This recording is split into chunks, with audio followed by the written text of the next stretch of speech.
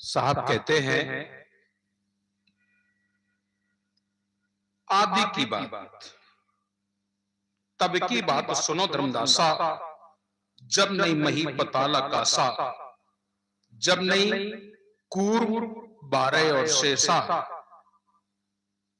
जब नहीं सारद गौरी गणेशा। उस समय जिनको आप याद करते हैं, ध्यान देते हैं, सुनते हैं, संसार में ये कुछ भी खेल नहीं था।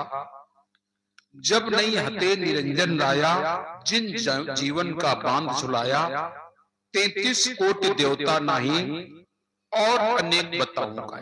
ये तमाम देवी देवता जो भी आपने बना रखे हैं, ये एक भी नहीं थे। उस समय ब्रह्मा विष्णु महेश की भी उत्पत्ति नहीं हुई थी। ब्रह्मा विष्णु महेश ना तहिया, शास्त्र वेद पुराण ना तहिया। वहां पर वेद शास्त्र और पुराण भी नहीं थे। ये सब कुछ बाद में हुआ है। तब सब रहे पुरुष के माही, ज्यों बट वृक्ष मध्य रहे छाई। उस समय सब के सब उस सत्य पुरुष में लीन थे। आदि उत्पत्ति सुनो धर्मिन, कोई नहीं जानत ताई हो। जो आदि की उत्पत्ति है, जो प्रारंभ है, उसको कोई नहीं जानता है। चूंकि उस समय कोई होता तब तो जानता। हम लोग तो लिखी पढ़ी बातों पर भरोसा करते हैं। किसने क्या लिख दिया, बस आज हम वही प्रमाण देते हैं। फला ग्रंथ में ऐसा लिखा है, ये बात फला जगह पर लिखी है। आज जितना भी आप लोग तर्क देते हैं, जितनी बात करते हैं, वो किसी न किसी संत के मुख से वाणी लिखी गई है, किसी न किसी ऋषि मुनि की वाणी लिखी गई है। कोई ने आकर के बताया है, आप उन्हीं का उदाहरण देते हैं। लेकिन सदगुरु कबीर आदि की बात करते हैं। प्रथम जिस समय कोई नहीं था। यहां तक कि साहब ने कह दिया, वेद चारों नाई जानत सत्य पुरुष कहानियां। चारों वेद भी सत्य पुरुष की बात को नहीं जानते हैं। क्योंकि वेदों में भी अगर आप लोग वेद पढ़ें तो जानकारी होती है। वेदों को पढ़ोगे तो वेद में स्पष्ट लिखा है। वेद कहीं ऐसा नहीं कि आकाश से आ गए हो या पाताल से आ गए हो। वेद को भी ऋषि मुनियों ने ही लिखा है। वेद को लिखने वाला कोई एक महापुरुष है। कहते हैं लोग कि वेद ईश्वर के मुख की वाणी है। ईश्वर की मुख की वाणी नहीं है। ईश्वर कभी ऐसे नहीं प्रकट होता है जैसे हम आप सब लोग होते हैं। ये तो आपकी एक कल्पना मात्र है। इसमें महापुरुष आते हैं और वो अपनी बात उस ईश्वर के विषय में जो उनके जीवन का अनुभव होता है, वो हम सबके लिए छोड़ जाते हैं। उन पुस्तकों को हम लोग पढ़ते हैं और पढ़ करके फिर बताते हैं कि ये बात फला जगह लिखी हुई है। किसी महापुरुष ने जो भी लिखा, देश काल, समय काल, स्थिति परिस्थिति को देखते हुए उन्होंने बहुत सारी बातें लिखी। और लिखी हुई बातों पर आप आंख बंद करके भरोसा कर लेते हैं। आंख बंद करके भरोसा ना करें, कुछ स्वयं चिंतन करें। आप भी एक इंसान हैं, तुम्हें भी उस ईश्वर ने बुद्धि दी है, विवेक दिया है, परमात्मा को पाने के लिए सबको अधिकार दिया है। लेकिन हम लोग केवल कहीं सुनी बातों पर विश्वास कर लेते हैं।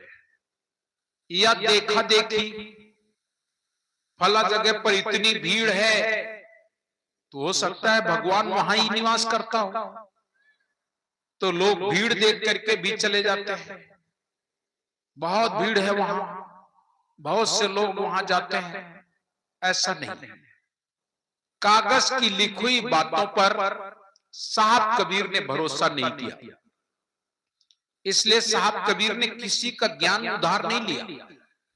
साहब ने तो मना कर दिया, कोरा कागज काली स्याही लिखत पढ़त वाको पढ़ने दे, तू तो नाम सुमर जग लड़ लेते। कोरा कागज काली स्याही पे लिखे हुए पर भरोसा आंख बंद करके न कर ले, तुम भी चिंतन करो। एक बड़ी सुंदर छोटी सी घटना सुनाओ। एक भैया था, वो फौज में नौकरी करता था। उसकी शादी तय हो गई,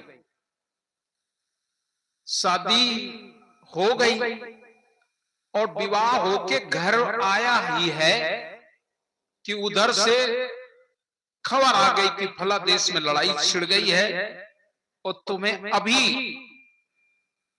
ड्यूटी पर पहुंचना है।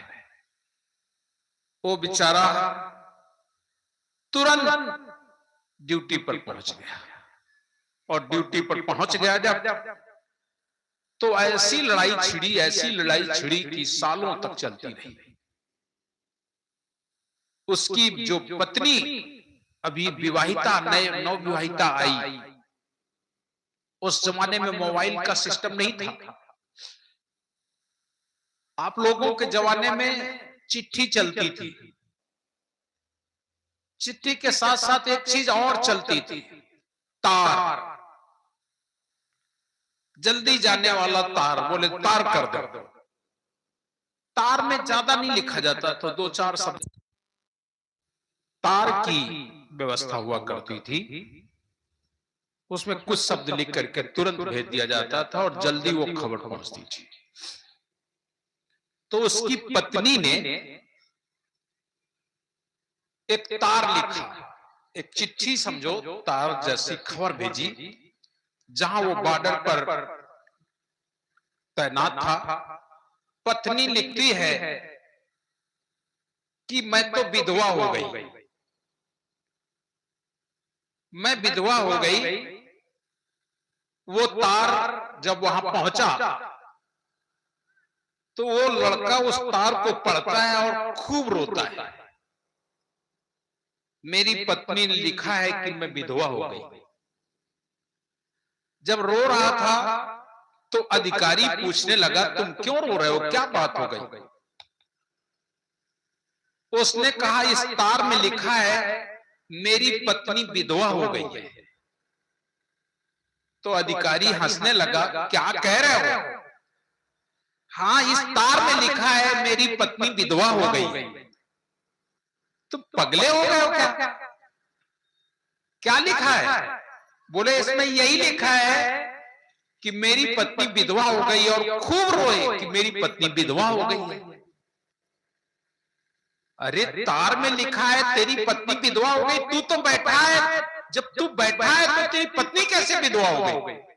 बोले, इस तार में लिखा है, इस तार में लिखा है कि मेरी पत्नी विधवा हो गई है, और वो खूब रोए।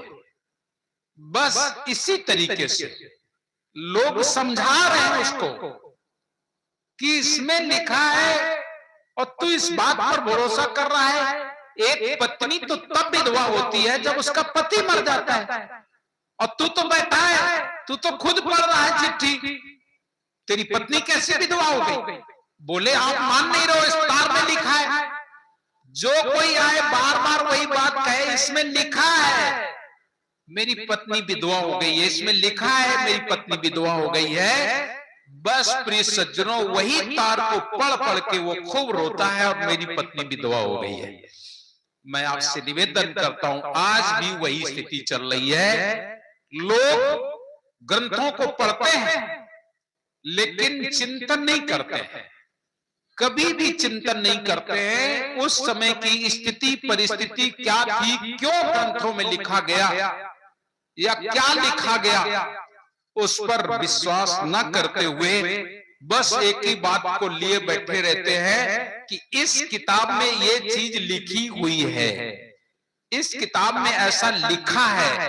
अरे लिखा पढ़ी को छोड़ दे, आज तू देख तेरा विवेक क्या कह रहा है, तेरी बुद्धि क्या कह रही है। ईश्वर परमात्मा कुछ लोग कह देते हैं ईश्वर है ही नहीं, और कुछ लोग कह रहे हैं है तो, लेकिन वो रहता कहां है, तो लोग मंदिर मस्जिद गुरुद्वारे चर्च में बता देते हैं, जबकि ईश्वर उनके हिसाब से मंदिर मस्जिद गुरुद्वारे चर्च में रहता होगा। आज तो ऐसा लोग करते हैं कि मंदिर मस्जिद गुरुद्वारे और चर्च में जाकर के प्रार्थना करते हैं, और प्रार्थना ही नहीं करते हैं, ऐसा सोच लेते हैं कि मैं यहां भगवान यही रहता है। मेरे एक बात समझ नहीं आती है, भगवान अगर मंदिर में है, तुम्हारा खुदा मस्जिद में बैठा है, चर्च में गॉड बैठा है, तो सारी दुनिया को कौन देखता है। मंदिर मस्जिद गुरुद्वारे चर्च ये एक स्मारक हैं, याददाश्ती में बनाए गए हैं, चाहे जिसके हो। आज लोग झगड़ा करते हैं मंदिर मस्जिद का, जो भी है ये स्मारक याददाश्त।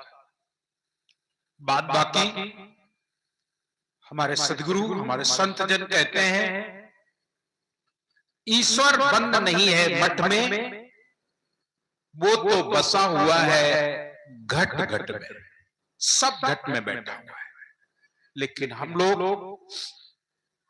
विश्वास करते हैं लिखा पढ़ी पर, पुस्तकों को पढ़ने पर, इसको इतनी बार पढ़ो, इस ग्रंथ को इतनी बार पढ़ो, इस श्लोक को इतनी बार पढ़ो, ये मिल जाएगा वो मिल जाएगा, आप भ्रम में पड़ जाते हैं। साहब कबीर उस आदि की बात में सुनाते हैं, सृष्टि के प्रारंभ की बात में सुनाते हैं कि उस समय वो केवल एक सत्य पुरुष, जो कोई एक इंसान नहीं था, हम लोग उसे इंसान की तरीके से देखते हैं, वो तो स्वतः प्रकाश कम रूपानादितस्य वेदम न जानाति, जिसका भेद ब्रह्मा विष्णु महेश भी नहीं जानते हैं, वो स्वयं प्रकाशी सत्यमयी प्रकाशमयी। जैसे आप जो शब्द कहना चाहें उस विषय पर, तो आदि उत्पत्ति सुनो धर्म, कोई नहीं जानता ही हो, साहब ने साफ कह दिया कोई नहीं जानता। आज उत्पत्ति सुनो धर्म में कोई नहीं जानता ही हो, सबई भव विस्तार पाछे खास देव मैं काई। किसकी मुझे मैं तुम्हें किस बात की हम तुम्हें साक्षी दे गवाही दे, उस समय तो कुछ था ही नहीं। इसलिए आज उत्पत्ति सुनो धर्म कोई नहीं जानता ही हो, सबई भव विस्तार पाछे काई देव में साख देव में काई हो।